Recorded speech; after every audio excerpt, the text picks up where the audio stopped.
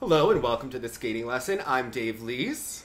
And I'm Jonathan Byer. Hi. Hi, Jonathan. So, Hi, Jonathan, and I'm wearing your Bette Midler shirt. I there. am. I thought we looked a little bit dark on camera last week, and I thought that we could remind the skaters that there are other things out there for them to see. That's a great reminder, Dave. It's much needed. Especially for Virtue and Moir, Weaver and Poge, who live right outside of Manhattan, and maybe Spartacus didn't have access to great music all the time. Yes. Great. They did. Did you ever see that Weaver and Poge fluff piece that one of the Canadian networks did last year? I don't want to say the wrong one and give the blame to the wrong network, but it was some person that had an idea to have them like dancing in the streets of Manhattan because they're in like a New York state of mind now, and they did that like cringy thing that they could never really nail. Oh no! Remember the short dance they had like that? Oh, like, I remember the short dance. remember when they like did the whole like isolations and the Sure do. I just don't remember it then hitting the streets and being killed. For it's one to watch. It'll touch you right here. Great. I look forward to seeing that. You take a little Malox and okay. Well, there's a lot to talk about. I actually tried to get tickets to go to this event. It was all sold out. The Japanese bought tickets for everything. And it's interesting because they don't actually always go to all of the sessions, but they have the tickets. Right. Not everyone was going there for ice dance or the pairs. Which yeah. But plenty of people would have. I actually ran into this problem with the Grand Prix final in Marseille last year. Okay. I was trying to get tickets like a month in advance, but like such big groups like come in and like hoard all of the seats, and then you can't get them. So it can be difficult at times. It's good for the sport, but we'll show up to the other events. I mean, exactly. Yeah. Okay. I mean, we watch all of your skaters. That's right. We've even seen some of the Japanese ice dancers like over the years, so they should watch some of the other disciplines. All right, well, let's start with the pairs, Jonathan. Josh Ferris pulled out of the NHK trophy. Not entirely unexpected, but devastating nonetheless. So I heard he hasn't been in the rink since right before June 1st. Yeah. He wasn't at Champs Camp. No one's heard anything. All signs point to no. On this one. It's a little sad, a little devastating. So, I had a friend speak to Gracie, and apparently she's doing well on the up. So this is good news. So, yeah. Happy for her. Yeah. So let's start in the competition because, well, good things. Megan Duhamel's on a plane to Italy to do shows. Julie's going to train them in the mornings, and maybe not the best plane ride for Eric Radford, as there's a lot to discuss. All right. Should we start there? Let's start because they've spent a lot of so they made a change over the summer. They got rid of Richard Gauthier as their coach, so they actually switched rinks. They don't actually train with Kirsten and Marissa. Oh, it was a location change as well. Yeah, because it's really Richard's rink, I guess, where they're practicing for the pairs. So they practice where Bruno goes between two rinks in Montreal, so they're at the singles rink now. Oh. But they also spend a lot of time in Florida with John Kerr and with John Zimmerman. And they did their short program, and then they've kind of, I think, tweaked their free skate along with Julie, and they kind of brought it back. So let's talk about, I noticed some differences from them in the short. I think, I know you're going to hate the music, right? You hate the music, right? Right, yeah. As I hate the cover as well.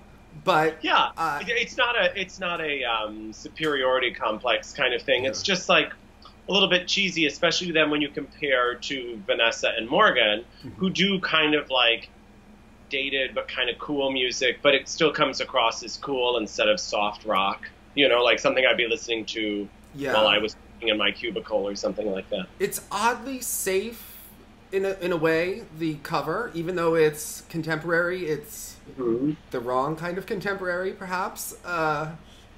Yeah, I don't know. I find it weird, the direction we're going in with some of these skating programs. It's a lot of the singer-songwriter type. It's a lot of, like, moodiness, but there are not too many highs and lows. It feels like the later seasons of American Idol when, like, my mom was still watching and everyone would be, like, playing guitar and sometimes Paula wasn't even at the judging table. these programs in particular this weekend, especially compared to last weekend, I felt like a big divide.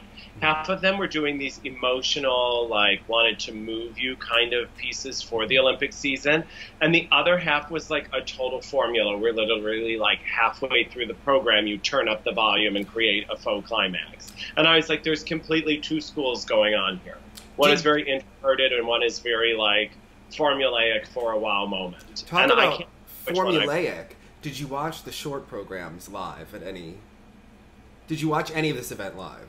Oh, no, I didn't. It was all on YouTube. You lucked out. I mean, if you watched it, so it was with Debbie Wilkes and Elise Hamill, I believe. They were still commentating on all of the clips that I saw. So there was more of them when you watch it live, and they had to kill space, especially the one going between English and French. She sounded nervous in both languages. And she was hurting my voice just listening to her, but I really enjoyed how Debbie acted like she had never seen skating before, and then she was making some like old lady comments like, the skaters they do all different things with the skates. Some of them wear tights over the skates. It's like, it reminds me of Best in Show when they have like the layman commentating there, just saying absolutely inane things just to fill sound. But very Canadian. And I had someone try to ask me what that meant on Twitter. It's funny.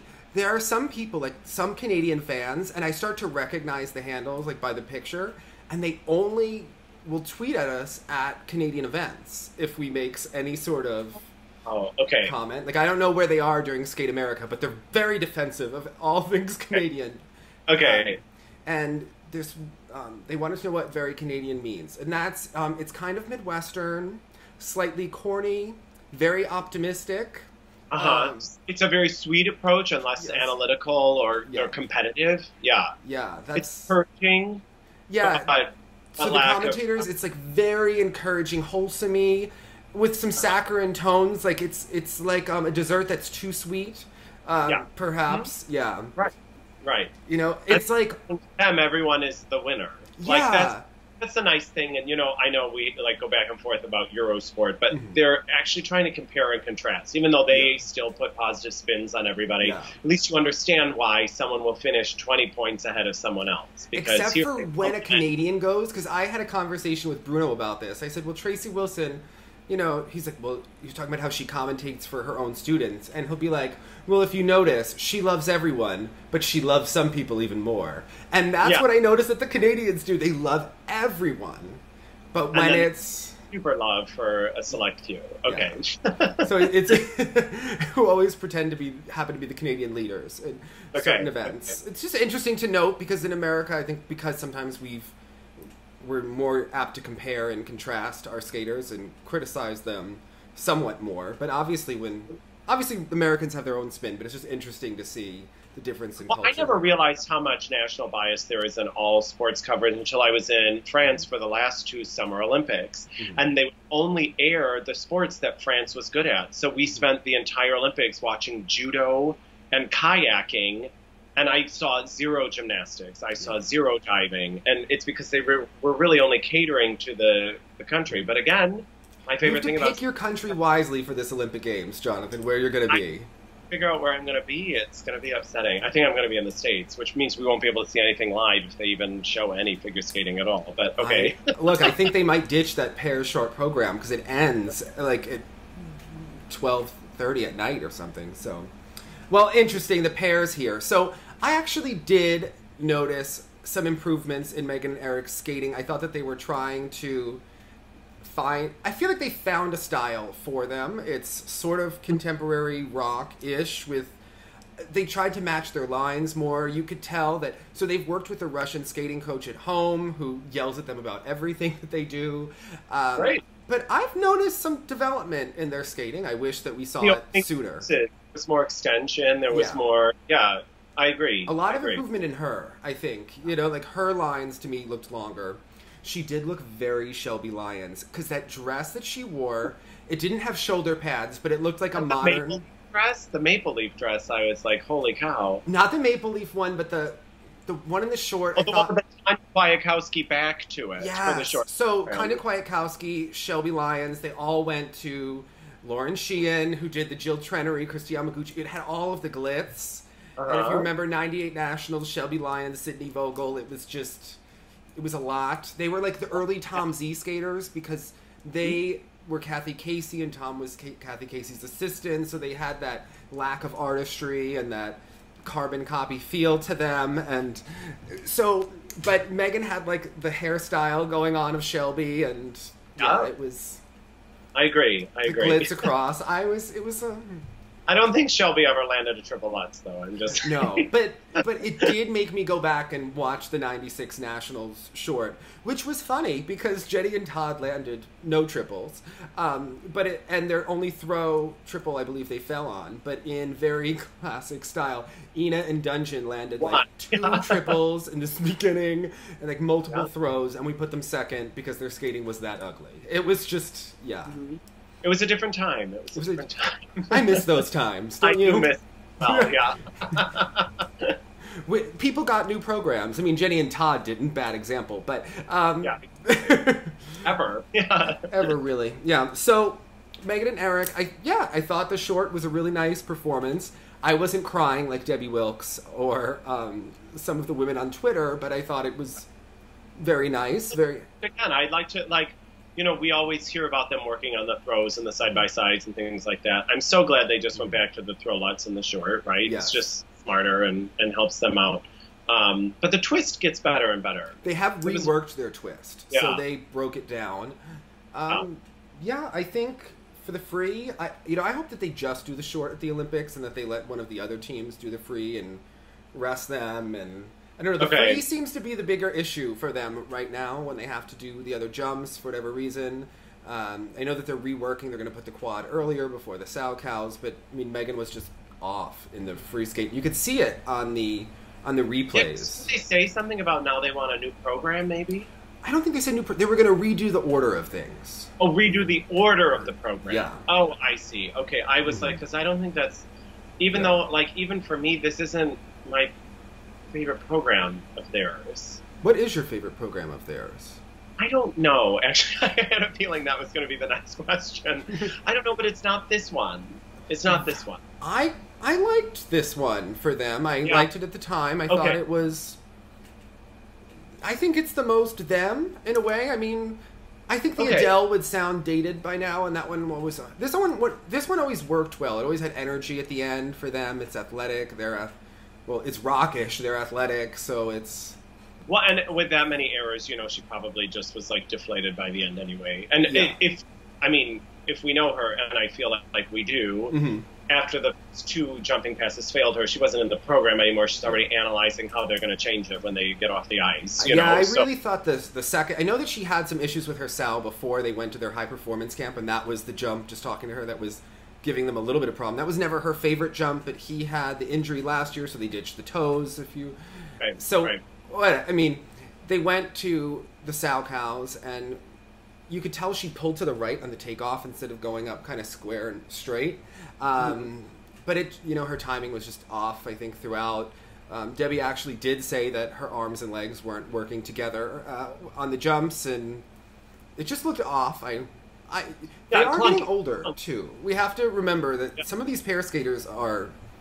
Oh, their bodies have fallen a lot. It's brutal, of course. So I think that they will improve, but I don't know that they will be as consistent as they would like to be this season. I feel that they will peak at certain points. The program just felt dated. It does. A lot of things feel dated. Program from like the 90s or something. So it's interesting. It does, and I feel like with skating that everyone got new material after the Olympics in 2015, but I really felt that I could have turned off skating for 2 years, turned it back on, and not missed a thing. Across the board, it feels like where is the sport going at this point when we're all repeating all of these programs? There's this niche of programs that are perpetually stuck in this modern music but outrageously dated at the same time. And I think it's the same people are generating this problem. And so I don't understand why certain teams go to the same people. When you said they were going to John Kerr, I was so excited.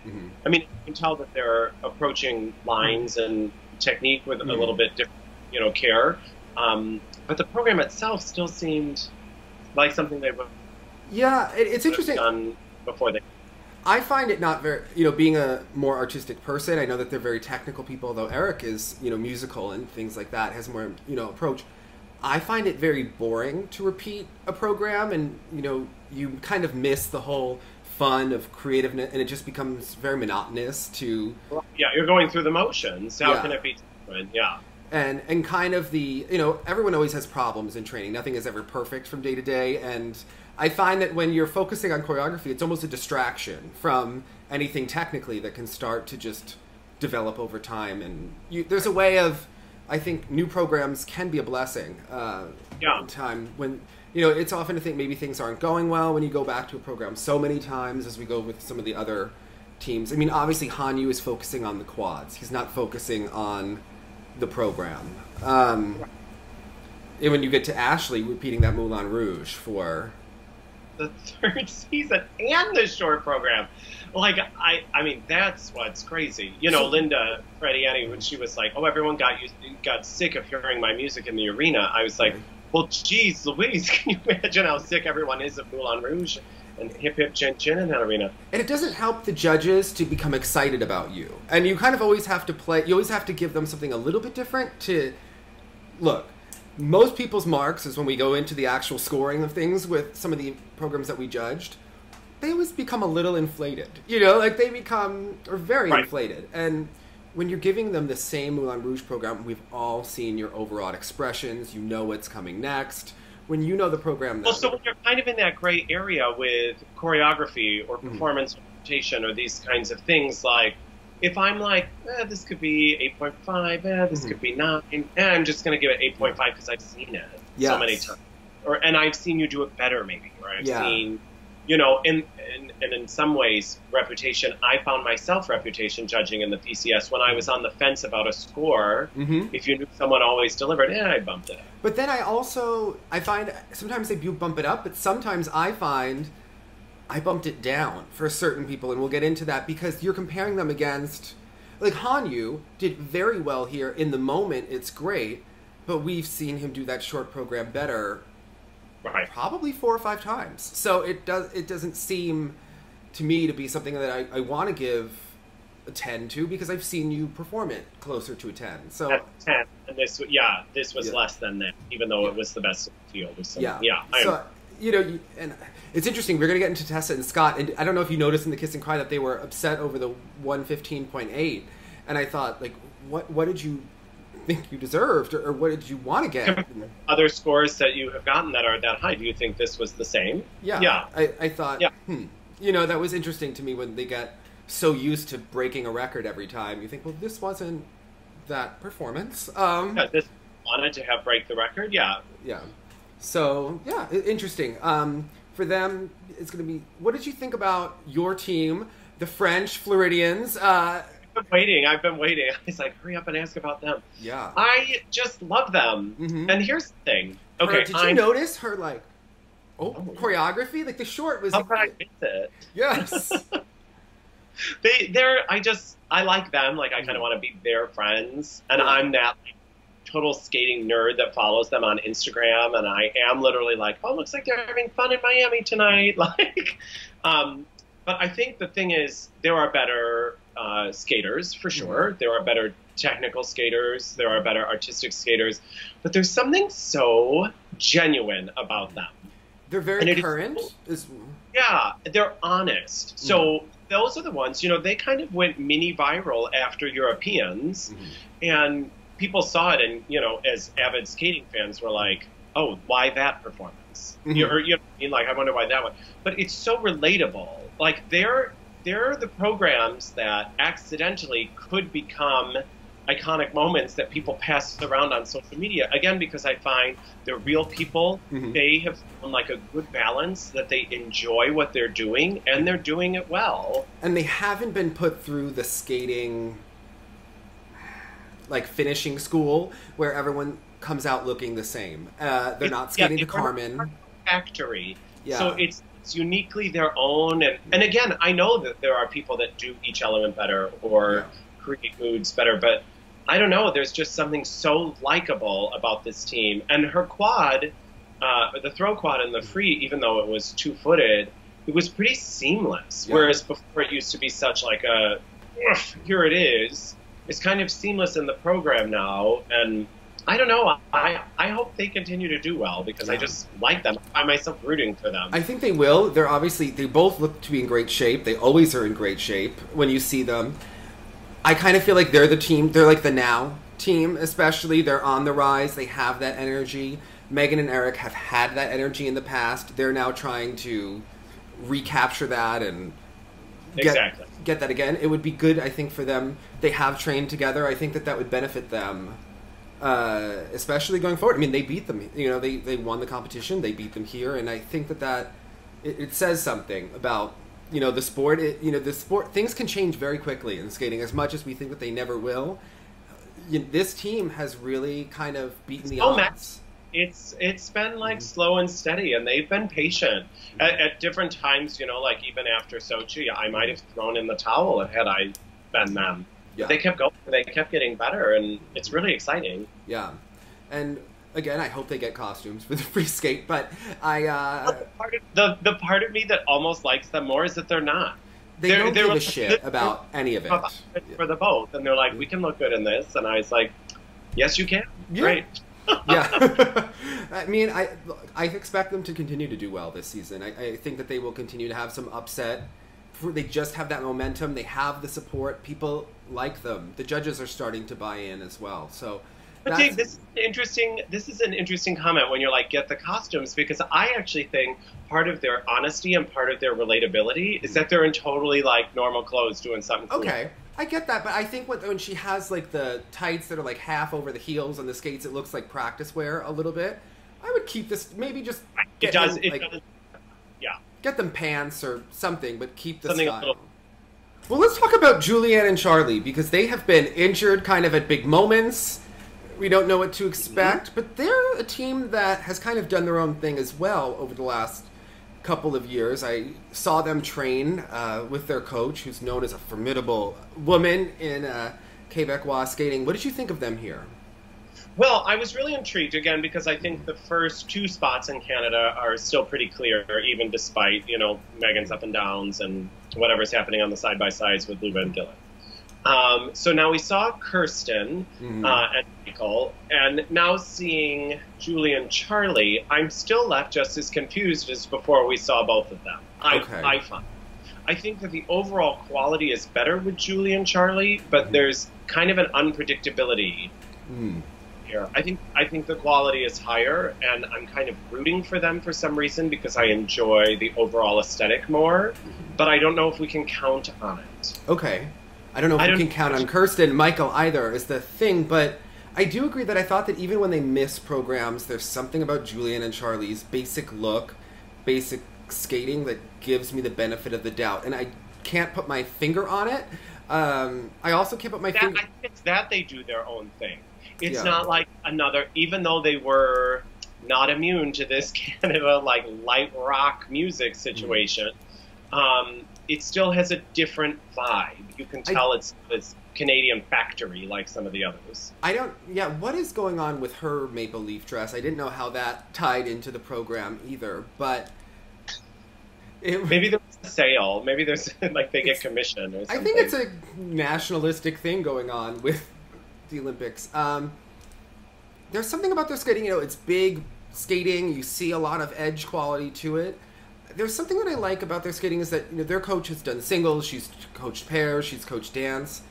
I think that she pays just as much time on some of the tracking and some of the details as she does on the elements, and maybe that's why they don't always focus on just the jumps, but to me they look more like a well-balanced pair overall than Kirsten and Michael, who I feel like there was such a focus to get the elements with them, get everything put together. And it still doesn't quite meld as a partnership where Julie and Charlie are presented more as a package. Yeah, and I think that has to do with the coach and their approach to skating. And maybe it's a difference between Bruno, how he sees skating, and Jose Picard, how she sees skating, even though Bruno was her student at one point. But it just is interesting to me that this team just seems to have a little bit of more finish to them. And I feel like there's something that gives them the benefit of the doubt, especially in the components. At the end of the day, although I have to say, looking at the judges' detailed sheets for this, they really didn't help them out with PCS here, and I was kind of surprised by that. They had them considerably behind everyone else, so I would have had them higher personally. But sometimes when those errors creep in, I guess the technical errors start to influence. I do think they were the third best team here, and I think that starts to chip away as well. I mean, I don't know. You know, it's hard without seeing it in person. Sometimes there are benefits of seeing something in person, and then there are something to see online. When we were judging, I was thinking about how when you see something live, it's very easy to get caught up in the moment and the crowd. And even if you've seen Hanyu do it better, you still see, wow, compared him to the rest, and it's easier to give a big mark in the moment. Whereas when you see it on TV, you can really sometimes look at the details again and replay things and notice things that sometimes you kind of miss in person if you're overwhelmed by the speed or something like But in person, I like because you're getting more gut reaction. Yes. Of course, with everyone, I know, like, we're stuck in, like, the late 90s. But this was also that Tara versus Michelle situation at the Olympics that no one could explain to us, but everyone just said you had to be there. Yeah. Like, in the same way, like, Caitlin, knowing how big her jumps are, I'm just giving her the benefit of the doubt on everything because there's just a bigger presence that I'm feeling in person and the speed that you may not understand on the internet or through a streaming or television situation. Yeah, I think, and the more you watch skating for years and years and years and pay attention and you learn the details, you start to pick up on things on the screen as well. Can we just talk these past 2 weekends in general? You know what is a new real big problem in skating? Cameramen. Yes. What's happening? So the Nepala camera is horrible. I mean, it is cheaper than cheap and grainy. I mean, someone with an iPhone, except when you see those like rink side like iPhone recordings, at least they're following the skater. You can see the feet and you can see where they're going. This is like comically terrible from every single event to the next. I was like, what is happening? I appreciated that the Canadian Senior B event has good lighting, at least on the ice. I mean, it's the Nepala event. It looks dark. It looks dank. There appears to be no one there.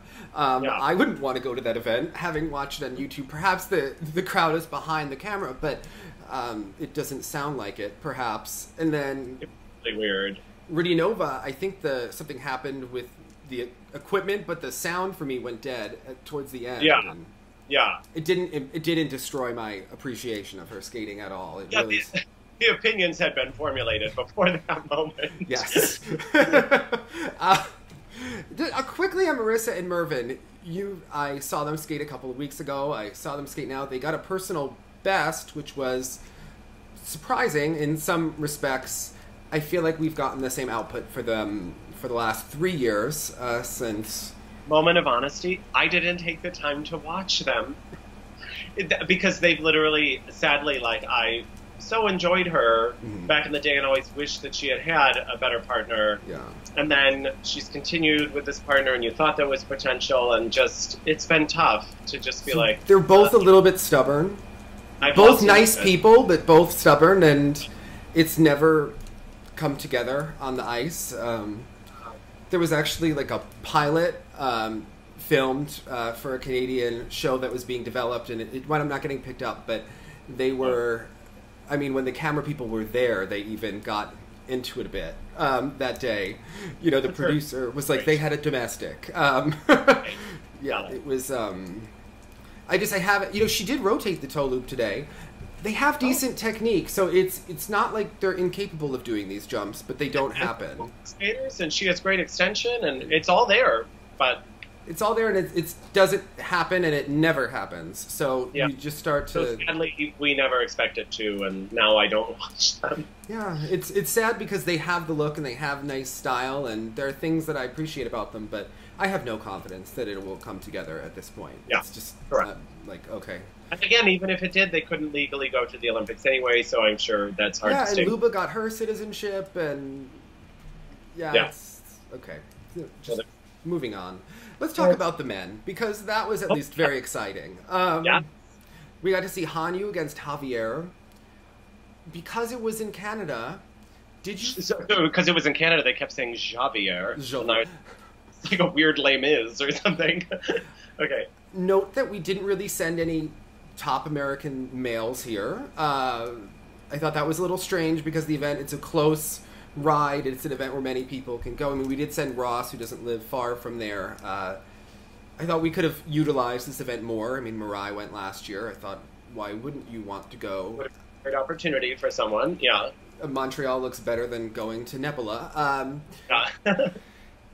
But it felt strange to me that Patrick Chan wasn't here. Have we seen what's happening there? He's hitting the Hallelujah, Jonathan. Great, another block. From 10 years ago, yeah. But, very skating. But, yeah, I thought it was interesting to see Javier and Hanyu go against each other this early, and how strong Hanyu looked in the short. Oh, my gosh. The free skate was just a mess, with 3 pops and a fall. I thought it was interesting that he said that he had a slight knee pain and wasn't going for the quad loop, but then went for a quad lutz in the free skate and popped it, and that would be the same leg. So I think that that's interesting. Yeah, I'm unaware of necessarily how those jumps affect the hip or the knee personally, but I would think it would not be the time to try the quad lutz then if you were. Yeah, maybe the quad. Who knows? I mean, it just was interesting. It could be the pull or the tweak, but he was still going for that quad lutz. It's interesting. I don't think he necessarily needs it in the short at all, if he does what he's capable of. I don't really think he needs it in the free either if he skates that program as well as it can be done, which it wasn't here at all, but we've seen it much stronger and more effective in the past. I think that music is very good for him. It's my favorite of his free skates. I usually hate Hanyu's free skates, if we're being honest.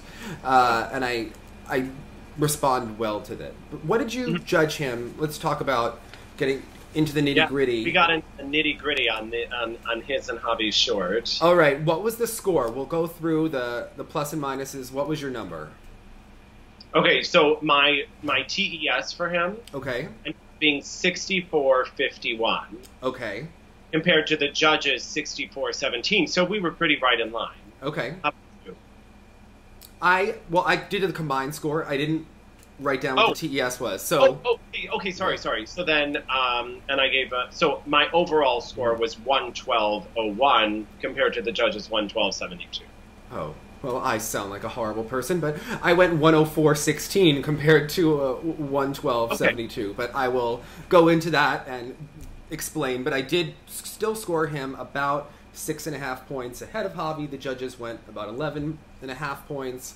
So it was just when I compared them, I gave Javier a 97.45, and the judges gave him a 101. So I was just less, I guess, excited about Hanyu's performance. I have all these weird note cards. Okay, for Javi, I gave him 102. Oh. Instead of 101. So I had them a little bit closer together. So we both ranked them the same way as the judges. There was just... Oh, absolutely. Yeah. There was no... And Dick Button said that that's always the important thing, is the ranking. So... It's ordinals. Yes, it's ordinals. But when we do break down the numbers, what were your marks, I guess, on the technical elements for Hanyu?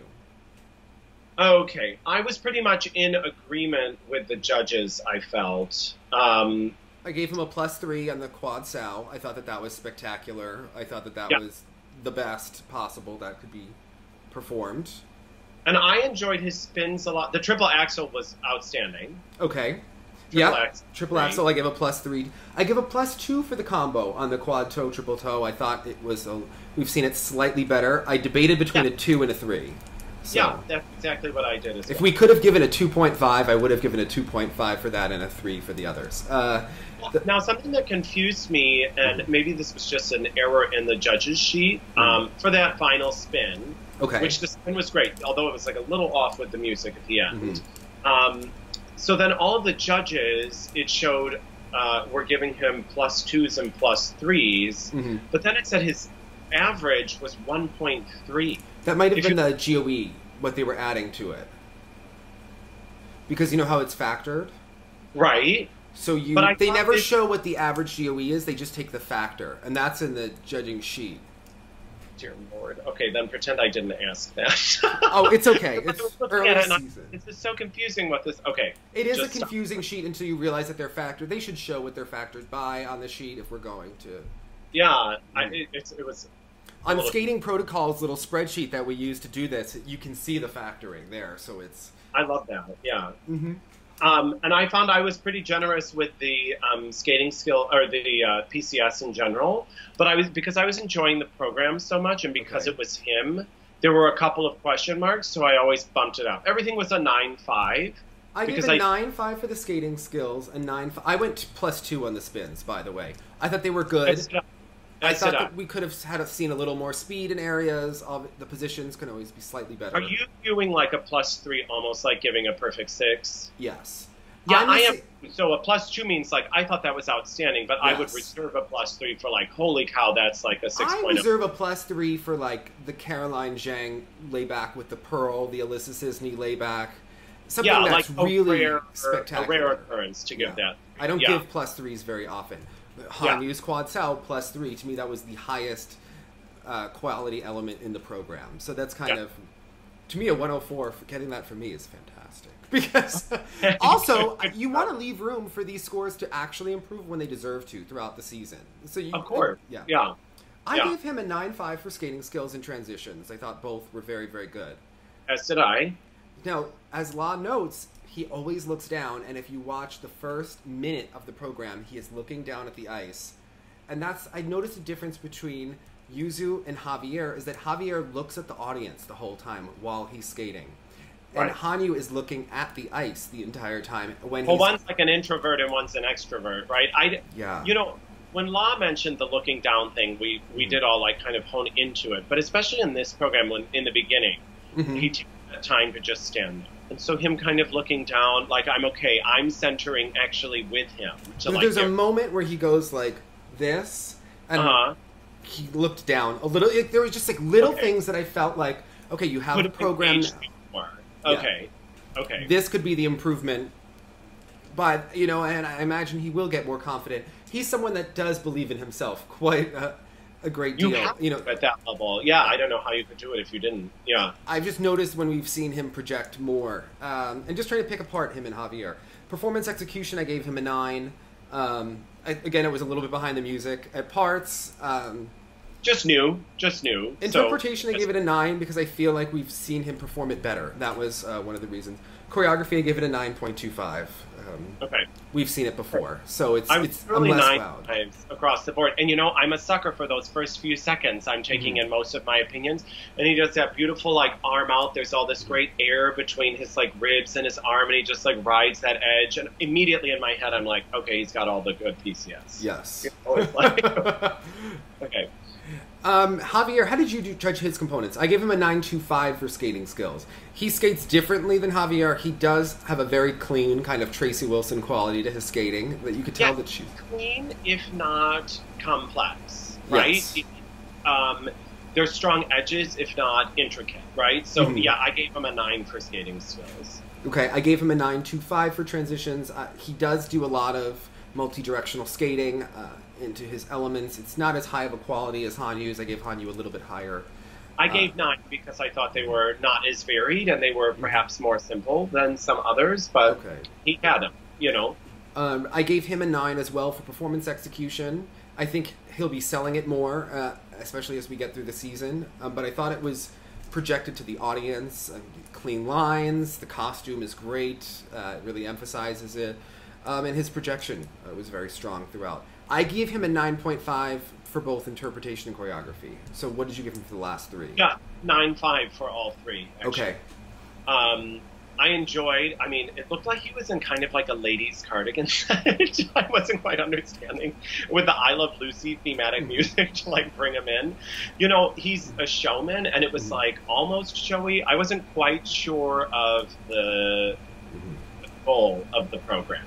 And if we're getting really into the nitty-gritty, for the free, I for sure did not understand what was happening in the free. Like, the Man of La Mancha thing when he put his hands on his, like, hips like this, I was like, I don't understand if I'm supposed to laugh right now because that's like corny and fun, or are you being serious? I don't understand. It's like that weird Scott Hamilton thing that comes in. That's that weird skating humor that.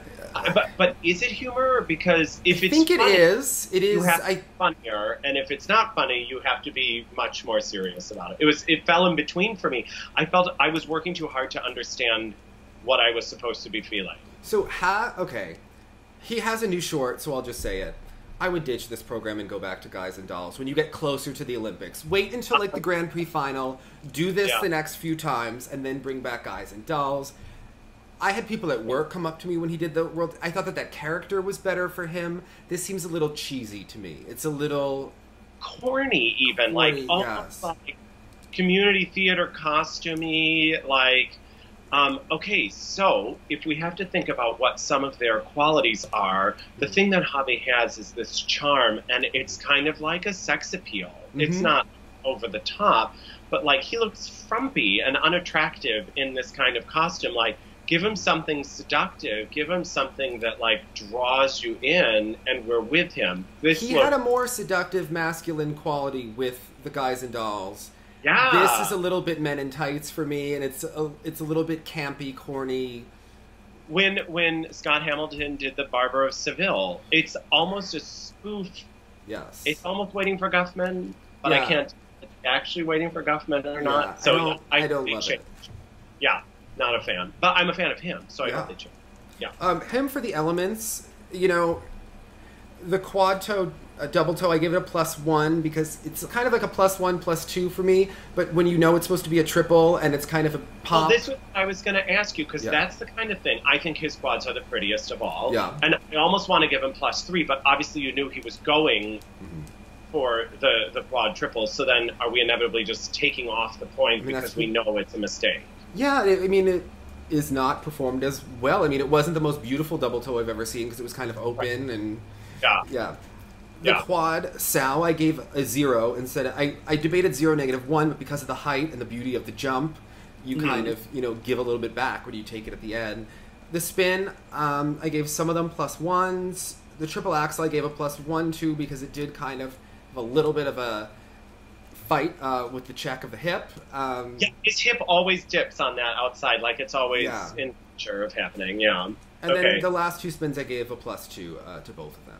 So. I was a fan of the spins in general. Like, he had nice positions. They just travel sometimes. So that's why. So, I would have given the first spin, the upright spin. He really does, even though it appears simpler than Javier's, when he meets the requirements for the spin, he almost blurs it, and it shows good speed, but he did travel a bit. So that's kind of why I didn't... And that's also my favorite. When you look at the technical judging sheet, the flying upright spin is just listed as FU spin. Yes. Yes. 4. Yeah, okay. We are 12. For a second. Yeah, okay. As far as the men in Nepola, Koliata got a huge score with a couple of falls on quads, but my first thought was... Lutz, holy cow. It was beautiful. Amazing. That kind of puts the Russians in the mix for the team gold. If he goes against Patrick Chan, who tends to pop some quads... The other man, if he can be consistent, that would give the Russians a huge advantage, and definitely. Because again, it's not just a quad Lutz. That's like for sure a +3 quad Lutz. Yes. It's pretty remarkable. So I think he could definitely make them a contender. If he lands that quad Lutz in a short at the Olympics, that could make them in because they're definitely giving the marks for Bobrova. I noticed that as well. I thought that program was difficult to get through. Both of them felt endless. I've never understood their relevance. They actually had some interesting, when she's holding herself up on his leg, it was impressive, but not aesthetically pleasing. But it looked like a cool yoga class move, but yet it wasn't. Cool, you can do that. Yeah. I don't know how you're putting it in the program, but okay, yeah. Yeah, I think that I imagine that they will get the marks in the short, or in the team event, but I don't know if they'll get the marks in the individual. But that seems to be the push. I thought, maybe Russia will retain the team gold.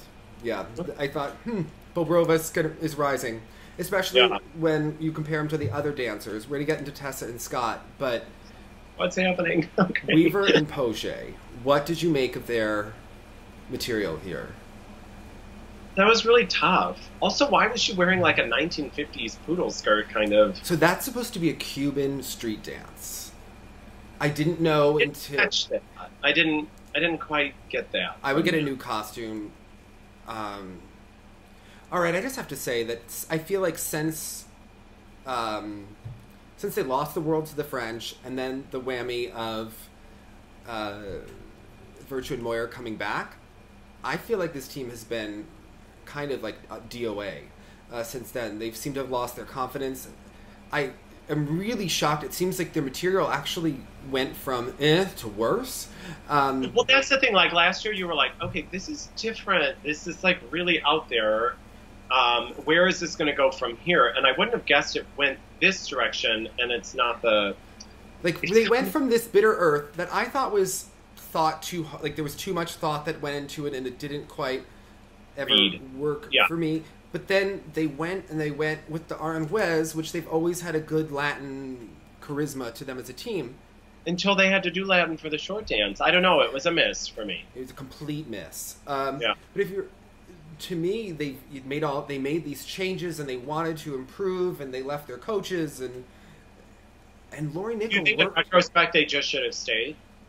Stayed or quit, which I think for a lot of these skaters, it seems like their careers ended, and they sort of know, but they don't want to know, and it's hard. It's a hard one, but they, to me, in the beginning when Tessa and Scott came back, there was a lot of sympathy for them because they were going to get knocked out in Canada, obviously, and overlooked. But to me, they haven't skated well. Even without them, they're pretty far away. Yeah. Unless they're because they may get another team medal or something like that. And I don't see them being used in either. I thought that they could have fallen to Gilles and Poirier here, if not later on in the season. I didn't love Gilles and Poirier's programs as much. They had an opportunity, as they had several last year, but their material, because they're so unusual, they always have to come up with this funky material. Yeah. And this year, it's not funky enough. We're bringing back tons of programs, so I'd bring back one of their better programs.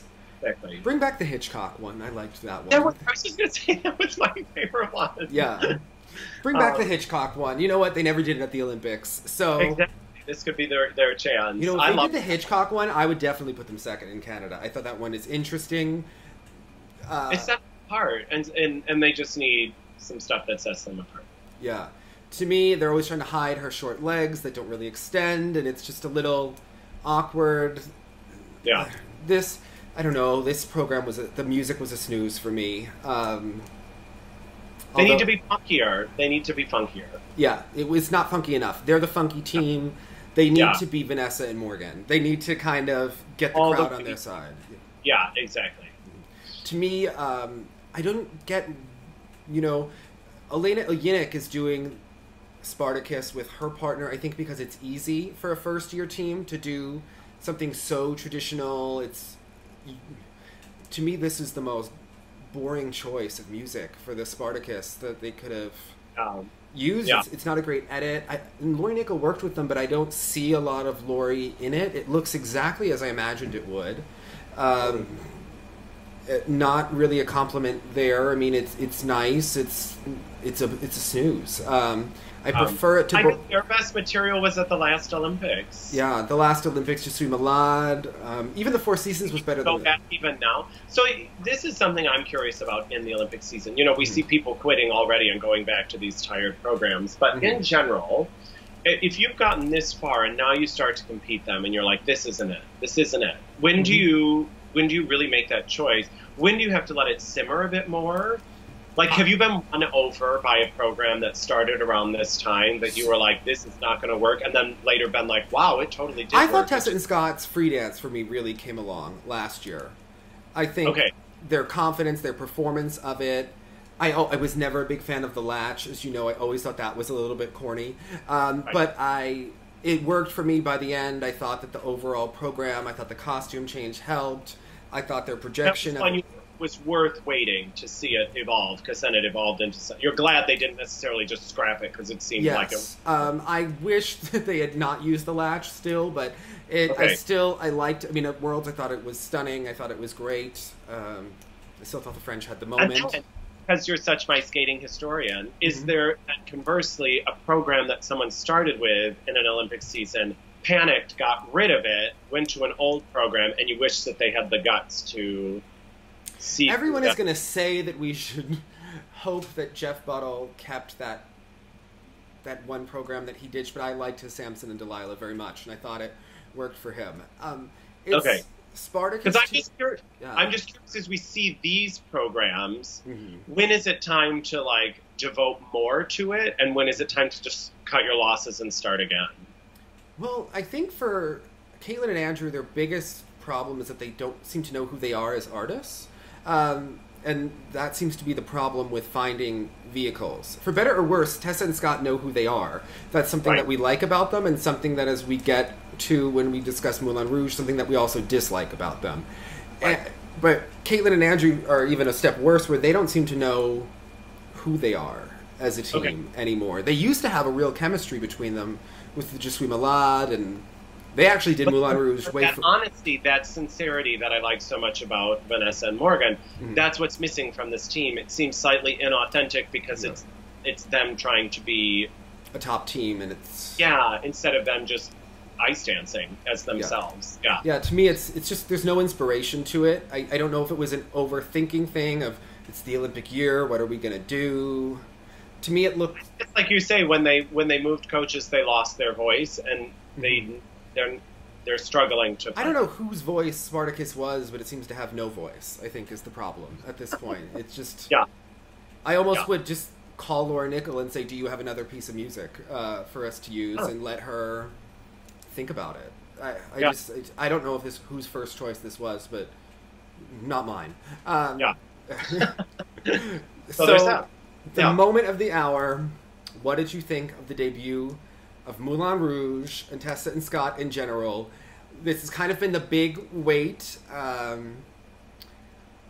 What did you think? Originally, when we heard it, I was more optimistic than you. And we're going to go into our thoughts and criticisms and what do you... We sure are. And I would like to preface this. Emily Tuttle hates it, by the way. Yeah, and you know me, she'll say anything and I'll be like, yeah, what Emily said. The thing is, I like Tessa and Scott. This is not an America versus Canada situation. No. This is not a Canada versus France situation. I like them very much. Now, we start with the short dance, shall we? With this animal print, I'm so distracted by the hair extensions that are going on. It's very Angelika Krylova, kind of like mid-90s, something or other. I thought that the whole aesthetic of the short dance, I thought, and with the opening, they've clearly been doing a lot of work on their body movement off the ice with that Sam Chouinard, which actually is a big improvement to them. It's what's kind of developed since Marina, is some of their edge work and some of their body movements have really improved. I thought that the beginning of the program was the aesthetic and with the hair. I thought that we were going to have see-through heels and a pole. There was something about it to me that was like trashy, glamorous. And wild cat sound. Yes. The thing is, okay, you know how sometimes, let's say you go to a pottery making class for fun with your friends or something. You make this great piece of pottery. Oh my gosh, Dave, you made such a great piece of pottery. Does that mean you should now go make pottery and sell it on Etsy? No, it just means you did that and you kind of did a good job. Yeah. That's how I feel maybe they're taking these off-ice, hip-hop classes, and someone is like, hey, you guys are pretty good at that. Good for you. You've come a long way. It doesn't mean you need to do that in the program, right? Because I'm embarrassed. I'm embarrassed a little bit. And I think they are amazing. Again, for me, that Carmen program captured so much special stuff back in the day. But she's exquisite. They know how to move. But then all of a sudden they do this cheesy thing for someone who doesn't have their abilities has to do that. They don't have to do that. And I find myself looking down literally during the thing because I'm like, that's uncomfortable. It's not genuine. I find, actually, this is the theme of this. It's not them, and it's put on, and it seems forced. So I don't buy it. Yeah, they said that they felt like they had done Latin so many times that they wanted to do something different. Now, to me, I don't know how the second piece is Latin, but it is stunning. They keep the beat. So the rumba pattern is the highlight. Even the movements they do out of it when they do kind of the mirroring choreography across the center line of the ice, when they do that lift where she kind of dips towards the ice, that seems to be the lifts are, despite my questioning of the content, like the actual concept, the lifts in the short and in the free are exceptional. They're great. Well, I would hope that the free lifts would be exceptional because most of them are from Carmen, and the last one is from the Prince program. I liked them then, and I like them now, Dave. I know, but there's something about their whole attitude during the Olympics, and maybe their interviews when they're giving the skater answers, but it seems like they like themselves very much, or they like their own skating very much, and it's, how the Canadians blow smoke and love them, and it almost seems like a salute to themselves, their greatest hits in a way. It's very on the nose for me, even the theme of the Moulin Rouge with the free dance. And not. That's the thing, they don't have to do that.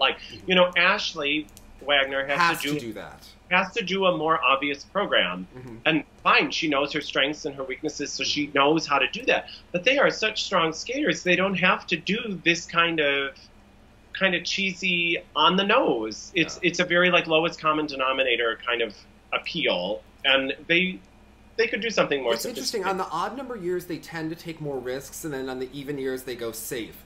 To me, this is disappointing in the same way when people had issues with the Audrey Hepburn and Fred Astaire program, where that was a little bit expected because we knew that Tessa loved it so much and was such an Audrey Hepburn girl. There's something about them that it goes from where they do take some risks, but then they fight their basic white girl instinct qualities, where we're going to have pumpkin spice lattes. That's, to me, a little bit what this feels like. It's kind of like where I would rather see Reese Witherspoon in Big Little Lies than in that Nancy Meyers film. I like Reese better when she does a movie like Wild rather than when she does Sweet Home Alabama. And to me, this is more towards the Sweet Home Alabama thing. Lowest denominator, yeah. I like it. I like it. But I think that it might peak at about a 9.5, and the French, with the Moonlight Sonata, perhaps could take a 10.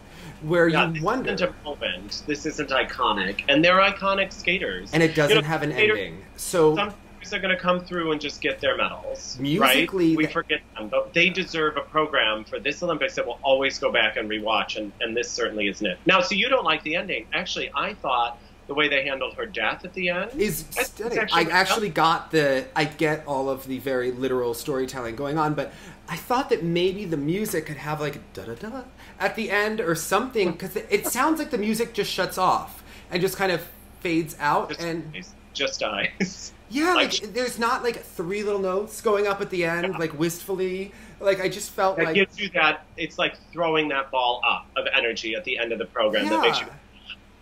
Yeah. I gotcha. And it doesn't do that. And to me, that's the strangest part is that she dies, but it doesn't... There's no finality to the actual song. Yeah. Interesting. I was just impressed because as it was going, I could have seen it being a very cringy death, but I thought the way they handled it was rather elegant. I actually preferred her practice dress to the red one, because when she came out looking like a classier version of Ashley Wagner, in many ways. To me, I'm as much as I think it's a mistake for Ashley to compare herself to them, I think it's a big mistake if you are an ice dancer and seem like Ashley Wagner in any way, because it cheapens you as an artist. Again, even with the outfit, it's we don't need all that. Do you remember the Torval and Dean? Here we go again with the flippin' 90s. Okay, and they did that Face the Music, behind, whatever their documentary was, and they're Europeans, and they're talking about Grichuk and Platov, and they're like, oh, well, if they just wanted a show program, we could have just done a show program, but we were trying to do something a little more in-depth. And regardless of how you felt about that situation, I find this is the same thing. This is an exhibition to me. Yeah, there's something... a good one, but... Not unlike the Davis and White exhibitions, where you see all of the Scheherazade choreography and lifts in, to any piece of music. This, to me, because the lifts are recycled, when she was saying, this program is so prepared, I thought, well, I hope it would be. looking at them technically, the twizzles in both programs, for her especially, the speed was lacking in this program, in the step sequence. They also skate quite apart in their hold, and they both do individual movements, and I think that they need to work on that more cohesively. There's a lot of emphasis, like the whole time is always like very wrought with the tango, but even when we go into the Come What May, she has some very beautiful body wave movements when they go around. There's some like one edge. When she goes around the corner and it looks like she's doing a back three and then her arm goes up and it's stunning. But it's a lot. I don't know. There's something about that's missing with this program for me. Some people have said maybe they should flip the pieces of music, which... that's not going along in the storyline. Not that anyone would really... I don't know. I don't know. I think it's either scrap you just it or... go with what you got or just scrap it. And I must be in a weird mood because I'm like, throw it away. Try again. I've hated so many of the programs the last 2 seasons. Perhaps maybe 3. Well, the dance in general, just this weekend, it just left me a little like... I hated Smart and Diaz's... Man's World. I miss his old partner, and I know she's lovely and she has potential and all these sorts of things. It's just a shame for me that old partnership didn't work out because I really enjoyed them. Yeah, to me it's a shame when you know you're going to the Olympics because these teams don't look as pushed as they could be otherwise, and you're like, wow, if you actually had to really bust yourselves to get this spot, I would expect more. I mean, there was the American team of Lorraine and Quinn, who did a stereotypical Igor tango in the black dress. It was the sultry tango. More of the same. More of the same. It was disappointing. So, but let's go into the ladies, because there were some quite interesting competitors here. We saw Caitlin Osmond, we saw Medvedeva and Nepola Rodionova, as well as May Mihara and Courtney Hicks. Where should we begin? Well, do you want to start with our judging? Let's start with the judging. Okay. We'll seem so legitimate and academic. All right. Medvedeva scored an 80 at the Nepola Trophy. She didn't score an 80 in my living room, but she did score an 80 at the event. Dave, I was surprised. I was awfully generous to Miss Medvedeva today. I gave her a 78-10. Shit. I gave her a 71-2. So I'm... But we're still clearly the leader there. I mean, you know. Yes. Clearly the leader. I gave Osmond a 68-73. The judges gave her a 75-21. What did you give her? I gave her a 75-41. You know, it was so funny. Like, you know, sometimes, and this happens to the judges too. When I was watching last weekend's competitions, I was kind of a grumpy mood. Okay. And it affected every single thing. I was like, great, here's another boring-ass program. Oh, great. Oh, same moves. Oh, here we go. Another garbage outfit with terrible music. And then this time when I was watching, I was in a better mood because I was like, well, that was terrible, but that's okay. She'll get it. I still appreciate that she's trying. So I was in a good mood this week. To me, I think that Medvedeva would help me more if I saw her in person, or even Osmond, because I was lower in both of them by about the same number of points. Okay, with Medvedeva, it's always the same theme. The costume I actually like the best she's ever worn. I think so too. In both programs. I don't love the skirt in either. We could, especially the long, I would just keep it the nude and shorten it. And, you know, she's a young girl. We could thin out the hair and donate to some of it to Locks of Love, and I think it would look just much nicer for her. There's a lot going on that we're trying to get up in that weird crown thing. Before we get into the nitty-gritty of the score and the elements, this is something I feel like in our various group texts and chats that exist. Were we really catching the end of what happened at the short program there? So there's that creepy Here we go. Yes, I feel a lot of people... Okay. There's that creepy voice in the middle that's like, come out, or something like some weird Halloween hocus pocus thing. And then at the end, she ends... She stands in the same ending position, because all of her programs start center ice looking up. Every program. And it ended with that beautiful spin, and the music's like, audience clapping, we're finished. But she's still acting, oh no, there's like some weird heartbeat exhalation, and that completely was like... So I hated it so much that it cut off the benefit of the doubt that I would have given her otherwise. And it was like a half a point on most of the components for me, because I thought you went from doing something like rather nice, and then this is what I hate about Lava Boobs. So elegantly, I was like, what a classy, holy cow, what's happening?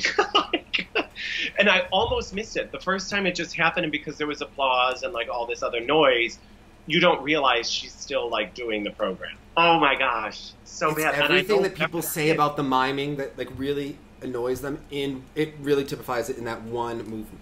She explained what that is? I don't Her know. exhalation and weird heartbeat? Can you just cut it? I would cut it. Like, I would cut it because I would have given her in the 9s for the components, and I didn't, because I thought, you know what? It's the same movements.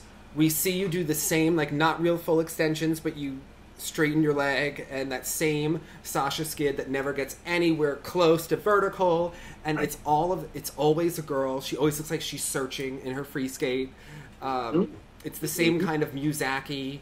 I don't know, like maybe the same or of the same. It's like bad Oscar movies where the music is just the same. It sounds like the same composer. Yeah, I see. You know, we complain about people not getting new programs. Well, maybe get a new theme. You know, I mean, this girl is. And I like her favorite. The theme is around it, because actually there were some moments where I was like, okay, this is more palatable than I'm used to, and then she just hit me over the head with that thing. But it's like Zagitova, and I forgot to mention this last weekend. Each time I type Zagitova into my phone, it autocorrects to satirical, and I find that just like hilarious. Okay, but the programs are so cluttered, and the cluster of movements is so intense that she can't finish them. Yeah.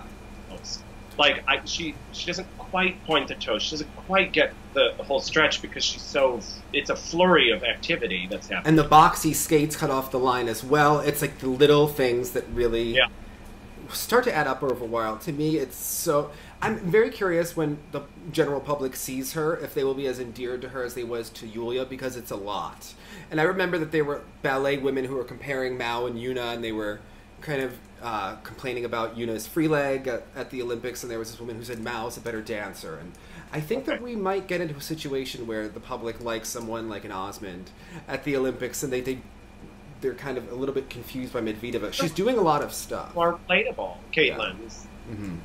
Okay. I think with Medvedeva, again, I gave her a +2 in the combo. I gave her I did too. A +2 on the loop, and I gave her +1 on that draggy double axel that we've seen for years. So this is what I was saying. With the camera angles here, geez, I couldn't catch certain spin positions. I couldn't catch, it was like a weird aerial thing for the spin, and I hate when they do that. And so now is when her reputation, I felt like I was a reputation judge, because I was like, well, I'm just going to give her +2 on this, because I'm assuming it was good, because it's usually good. So there's a weird thing that Terry does with her spins where, yes, they check the boxes. She is twisting her core and touching her boot on the left side, on the opposite side, but it's not an aesthetically pleasing position. And to me, I can't give the +3 and the spin isn't as wildly fast. It's not wowing me in that sense. To me, yes, it was a +2. It was very well done, but I thought it was done for the sake of points in the way that skating seems to have fallen. In certain respects, it's more of the same. In that criteria, when they talk about the plus GOEs and things like that, and they talk about the varying positions, so she does, arms up on every single thing. But are you creating variety if it's literally the same thing on all 3 passes? I wasn't going extra. It was literally the same formula for every single jumping pass. So it's not the Brian Boitano lifting from the core, getting you extra height when the arm is up. It's putting arms up and they're kind of bent and just trying to survive. It's not enhancing the jump. And to me, if we're going to give points for that, I think you want to see the more height. I'm always impressed by. I like her competitive spirit. I'm very impressed by her ability to compete. I don't think the jumps are as solid as they have in the past, but still she wills them to happen. So it's a little tired by the end of this one. So I'll be intrigued how she looks miles better than she did the test skate. So I'm impressed with her, as I always am. But I give her 71-2. What did you do for the components for her? Okay, overall?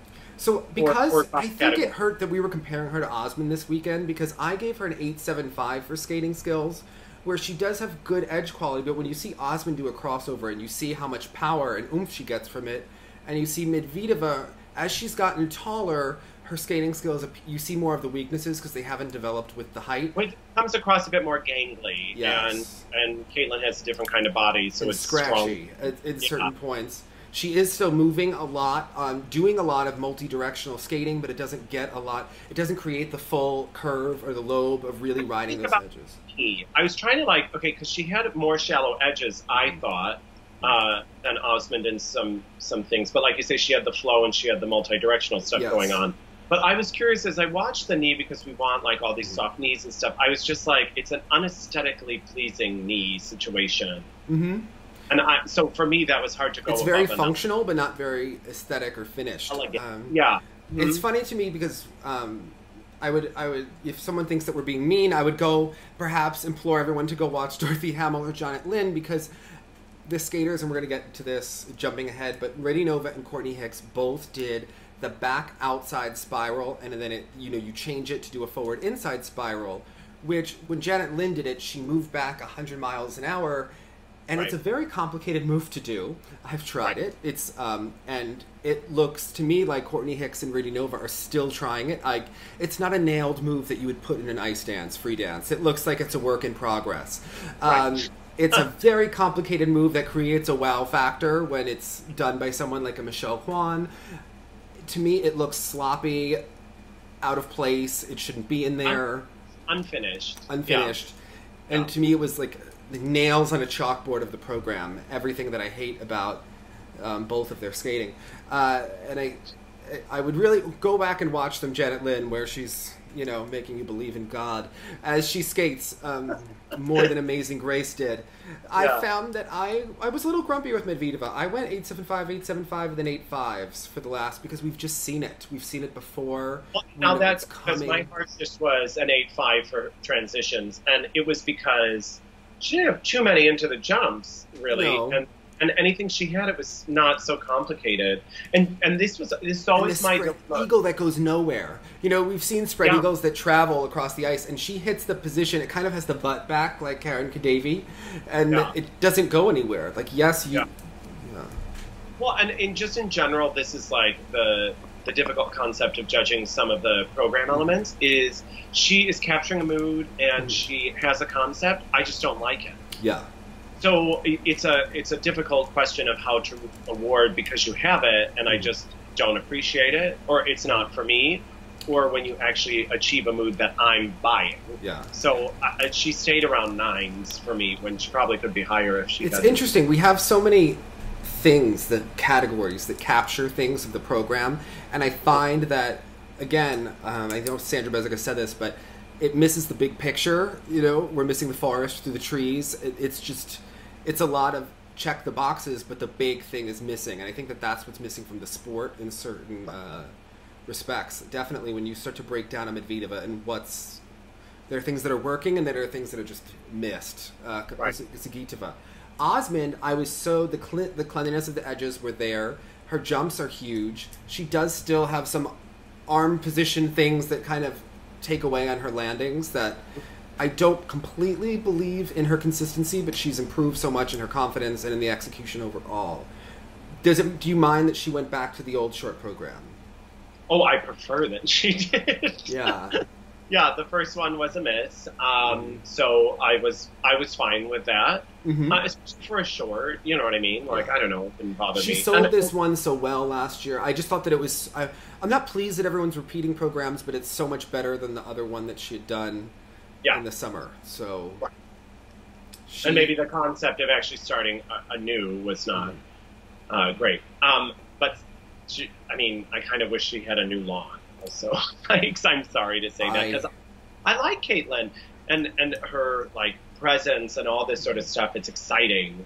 So I'm a big fan of the skating and hope that she does well. So this was it's weird when I see something and I think, oh, I wish you were skating to Tosca, or I wish you were skating, and it's like an overused piece of music. But I thought, well, if you're going to be doing a cliche, she could do a Turandot. You know, a Turandot's a little heavy for Marin, even though I love Marin. It's not too heavy for Caitlin. There's a heavy quality about her skating. It's a power, bombastic. Yeah. Those jumps are huge. Swan Lake is like a kind of heavy for a non-heavy skater. Mm-hmm. I don't mean physically. You know what I mean? Like emotive.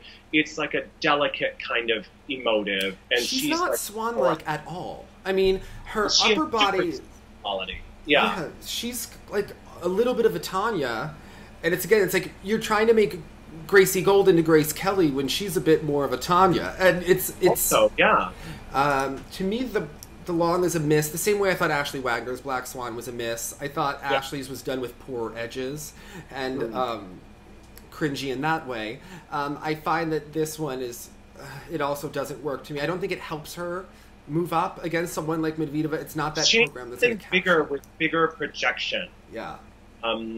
Because this it's wearing her. You know, like a dress is wearing her or something. Like it's not quite a fit. She feels. I felt like she's reined in. Actually. She wanted to have cool eye makeup, but you know the program is 4 minutes. That's kind of what it feels like for me a little bit. I mean, it's not horrible, but it's not what she. When you watch the YouTube clips later, what the thumbnail is, and you know she had that moment in her footwork where she just bit it, right? That's the thumbnail. Is just like her like face down on the ice. So when I clicked it, I was like, oh, I guess that didn't go well. And I realized it was just a moment in the footwork. But I was like, that's an unfortunate thumbnail for that program. But yeah. When we judged her short, I gave her a 9 for skating skills, an 8.5 for transitions, a 9 for performance execution, and I went 9.25 in the choreography and interpretation. I liked her a bit more. We're like almost identical. Okay. Great minds, yeah, because of everything we said. Great flow, power, and speed. Mm-hmm. What is this? A transition. She has them, but they're obvious. They are obvious. They're not varied or intricate, but she has them, and they're. So I like. She does skate in both directions very well, especially into that Lutz. She changes, and she actually changes the weight on the opposite side of the body, where it's not just like she's not just faking you out on the other side. It's right. Yeah, I thought that. I liked it.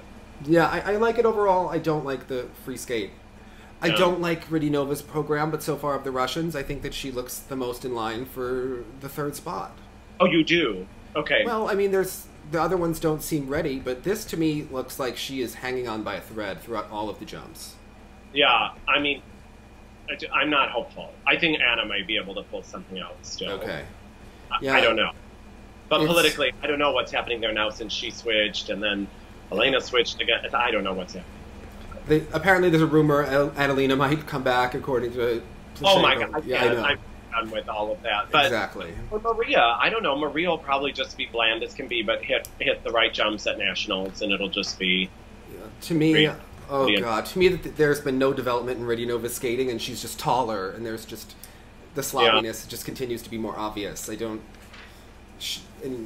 She's developed, I don't see it as she's the Mariah Bell of Russia right now to me. Okay, she's like a fun factor, but we'll see. What did you think of Mai Mihara? Because she's kind of the most consistent of the Japanese ladies. Very lovely, but not a star, is what. Yeah, very lovely, and her jumps were her jumps always this low? When I was watching, they were low last year. They were low. Okay. Yes. They kind of glammed her up a smidge with the outfits, but she still looks like a junior skater, and I don't necessarily mean that in inferior skills. I just mean she has like a childlike packaging message. And it still just looks young to me. To me, Marin is the top contender, and then I'm just curious what happens to Higuchi versus Mihara. Yes. They're two totally different things. One's jumps are very exciting and explosive, and the other ones are more consistent. I don't know where this is going. And this one's done a lot of work with Yuka Sato, and they.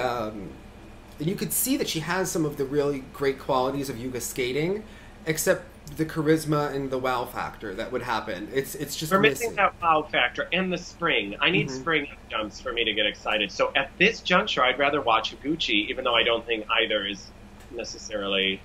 Did I say Higuchi? Yeah, Wakaba. Yeah, it's. I'm just. Okay. Yeah, no, you're correct. Yeah, I agree with you there.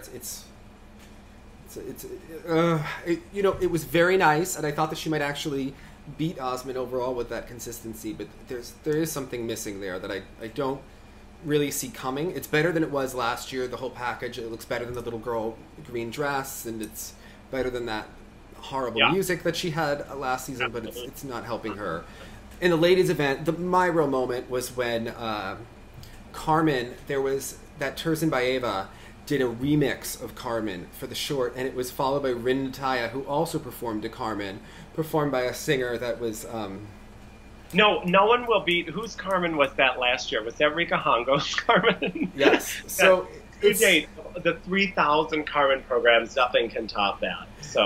So it felt like that. So they were back-to-back Carmens for no reason in the short. One Carmen in like a sea green dress. It faked us out, Carmen.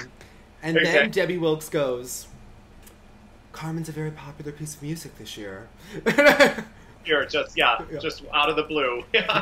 Michael Shanley felt that they sounded like Delicious Dish on SNL. That was really... With their muffins for the whole event. Amazing. Yes. And poor Courtney Hicks. Courtney Hicks, Lady Caliph. Who knew that she was... I kind of want to root for her sometimes, but she makes it tough. I feel like she's a really nice girl. Really nice girl with really confusing political opinions on Twitter all over the map, and then she is the nicest girl. Has pretty dresses this year. And much better. Lisa McKinnon is doing nice work. And then, that triple flip, triple loop that we see from her sometimes in practice, she went for it. It's exciting. She landed in a sit spin position. So, look, she's been coached on jumps by Todd Sand, and you saw how that went for him.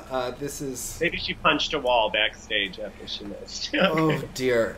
So Amazing Grace is a free skate piece of music. It's not amazing. I feel like we're now getting to, after Jordan Moeller did that Christian rock piece of music with the lyrics last year, I feel like this is going in a weird Joel Osteen type way with a weird choir. Maybe it needs Sandy Patty. Do you know Sandy Patty? She's like a force of nature. Go YouTuber after this. Is that like a Tammy Faye kind of thing? No. It's like a hilarious singer. She sings How Great Thou Art, but over 8 octaves, and it's very camp and kind of hilarious. And I could see it being a Hicks free. Yeah. Yeah, that's how I feel this is going. It also wasn't a version of Amazing Grace that I would have picked. It was strange. Perhaps. So yeah. Mm-hmm. So this was another real week of skating for the books, Jonathan. It was. It was. It keeps improving. Actually. I feel like we made some good 90s references. People have a lot of YouTubing to do in the middle. Please watch the 96 Nationals free skate.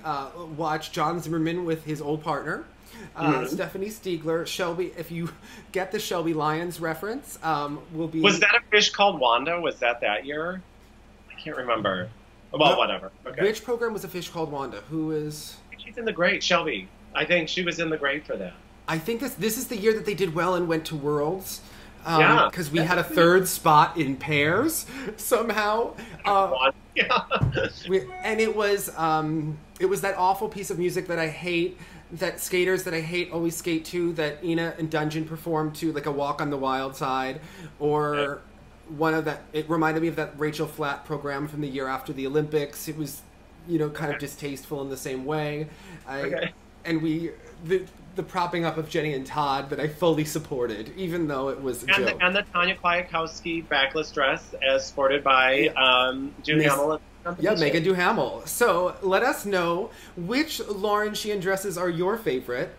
Who did deserve to win the 96 Nationals in the pair event? Hold an edge and look sexy. Bye, guys.